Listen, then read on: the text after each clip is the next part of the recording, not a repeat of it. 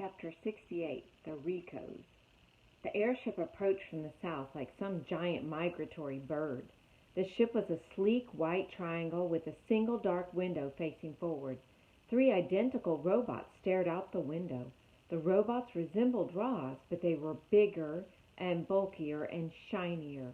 The word Rico was lightly etched into each of their torsos, followed by their individual unit number. They were Rico 1, Rico 2, and Rico 3. Looks like a UFO. The Ricos flew in a low circle around the island. They saw a smoking hill of ash. They saw mysterious wooden domes. They saw 4 dead robots scattered across the shore. The airship hovered above the robot grave site for a moment. Then it floated up over the island and lowered itself onto a small meadow at the foot of the mountain. The engines blasted air toward the ground, bending trees and tearing grass. Then the landing gear sank into the soil. The engines powered down and all was quiet. A door hummed open, and out stepped the Ricos. They took several long strides into the meadow and stopped. A shadowy figure was lurking at the forest edge. The Ricos turned and faced it. They stood flush together like a sparkling wall, and then the shadowy figure began to move. Out of the trees walked some sort of 2-legged creature. It was dusty and dirty. Butterflies flitted around the flowers that sprouted from its body. One of its feet was made of wood. And then the creature spoke. "Hello, my name is Roz."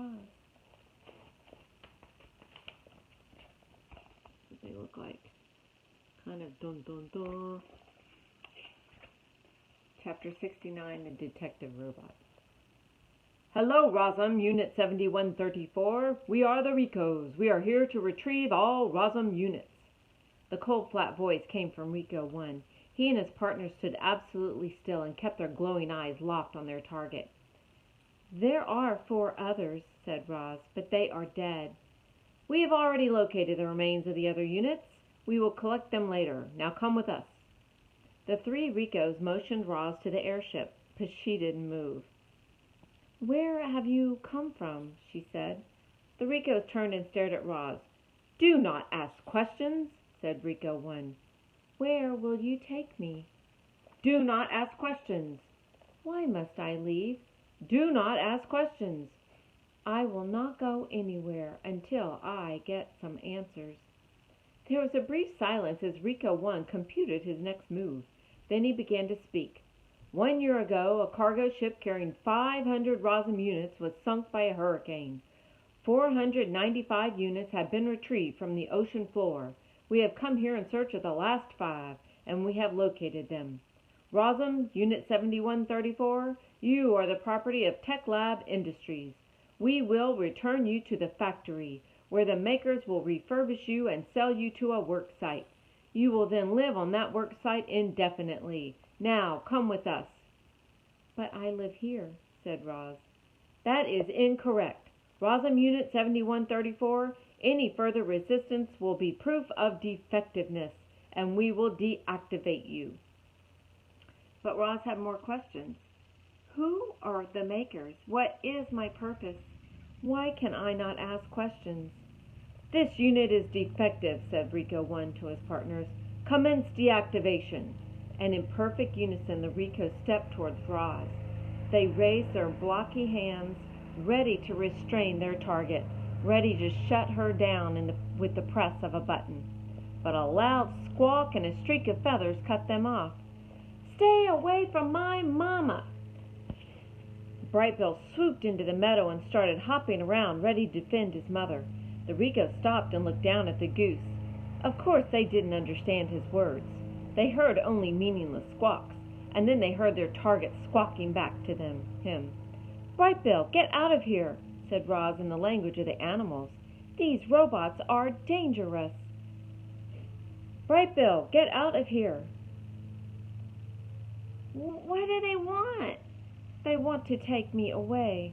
The Ricos stared at their target, trying to understand why she was exchanging noises with a goose. And then new noises began rising up. Rustlings and shrieks echoed from the forest. Animals were gathering. Their wild voices called out to one another. Roz needs our help! Those robots want to take her away! We have to do something!" The uproar in the forest grew louder and louder. The Ricos peered past Roz toward the mysterious noises, but saw only foliage.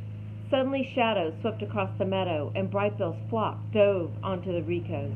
The geese furiously flapped and pecked and wrapped their wings about the robots' faces, clinging to the Ricos like feathery masks, distracting them and blinding them. Brightbill turned to his mother. "Run!" Chapter 70. The Hunt Begins. While his flock distracted the Ricos, Brightbill darted around behind them and desperately searched for buttons.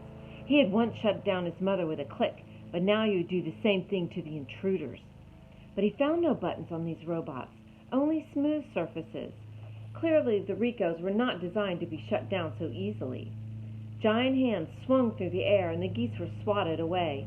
Loudwing was plucked by her foot and flung to the ground. She crawled into the weeds as the others scrambled up and over trees. A quick scan by the robots revealed that Roz was gone. The three Ricos turned and marched back to the airship. The door hummed open and the robots disappeared inside. When they stepped back into the meadow, each one was holding a silver rifle in his hands. The hunt for Roz was on. Without speaking, the Ricos marched away from one another, fanning out in their standard search pattern. Rico 1 marched straight forward toward the southern tip of the island. Rico 2 marched straight up the mountainside, and Rico 3 marched straight into the forest. Whew. We'll have to see if they find Roz and what happens.